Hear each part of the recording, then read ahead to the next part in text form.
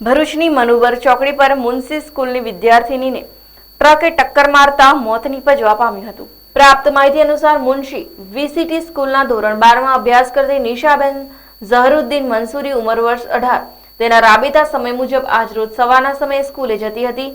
દરમિયાન મનુબર ચોકડી police point પાસે પૂર ઝડપે દહેજ તરફ જઈ રહેલી ટ્રક નંબર GJ5BX0619 ના ચાલકે નિશાને ટક્કર મારતા નિશા તેની ગાડી ઉપરથી રોડ પર પટકાતા નિશાને ઈજાઓને કારણે તેનું ઘટના સ્થળે જ મોત નીપજ્યું હતું।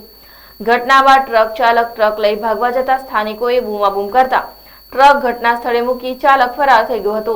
ઘટનાના પગલે મનુબર ચોકડી વિસ્તારના લોકો અને સ્કૂલના સંચાલકોમાં ડમ્પર ચાલક સામે ભારે રોષ ઊભો થયો હતો। સાથે સાથે દહેજ હાઈવે રોડ ઉપર સ્કૂલ આવેલી હોય રોડ ઉપર બમ્પર બનાવવા લોક માંગ ઉઠવા પામી છે। હાલ બનાવ અંગે ભરૂચ બી ડિવિઝન પોલીસે અકસ્માત મોત અંગેનો ગુનો નોંધી ફરાર ટ્રક ચાલકને ઝડપી પાડવાના ચક્રો ગતિમાન કર્યા હતા।